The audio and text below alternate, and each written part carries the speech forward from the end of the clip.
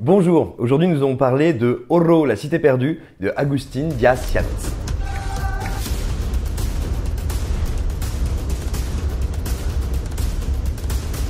De quoi est-ce que ça cause Oro? C'est une troupe de conquistadors qui sont partis à la recherche d'une cité mythique qui serait intégralement construite en or massif et qui vont évidemment s'enfoncer dans la forêt tropicale d'Amazonie et qui vont passer un assez sale quart d'heure.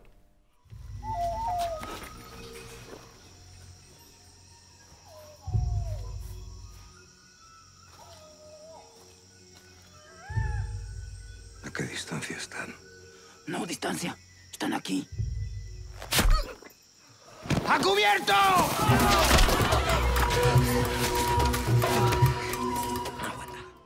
Alors, pourquoi ça marche? Il faut savoir que Agustín Díaz Yanez, c'était le réalisateur d'un excellent film d'aventure qui était passablement passé inaperçu au moment de sa sortie en salle, qui est Capitaine à la Triste, avec Viggo Mortensen.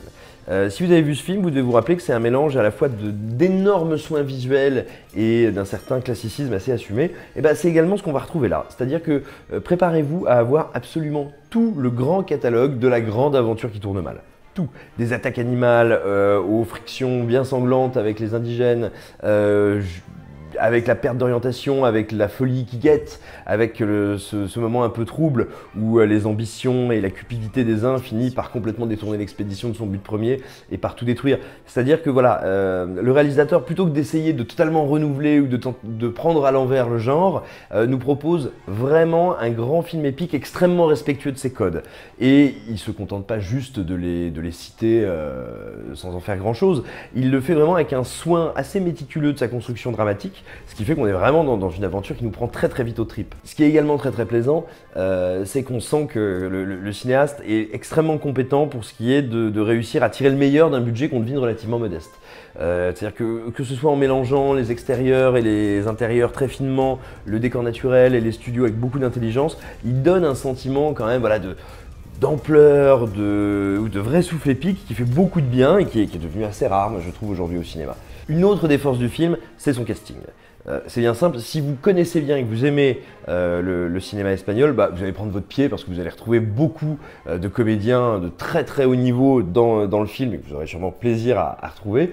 Et si c'est un cinéma que vous ne connaissez pas très bien, justement, vous allez vraiment découvrir des acteurs. Arévalo est absolument brillant, Barbara Leni est très bonne, et ils sont comme ça beaucoup d'autres à être assez impressionnants de charisme, à être très fins. Il y a vraiment, c'est un film de gueule avec des visages burinés, avec des voix absolument incroyables, mais toujours avec une finesse d'interprétation qui est bien réelle.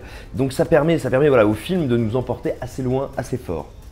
Donc au final, Oro, c'est peut-être un film qui sort directement en vidéo, en DVD, en VOD et en Blu-ray, mais c'est une sacrée foutue aventure, sans fausse note, super bien fichu, et qui moi m'a surpris, m'a emmené dans un territoire que j'aime et que je connais, mais avec un soin et avec une rigueur qui m'ont vraiment passionné, et ce jusqu'au bout. C'est vraiment une très belle surprise.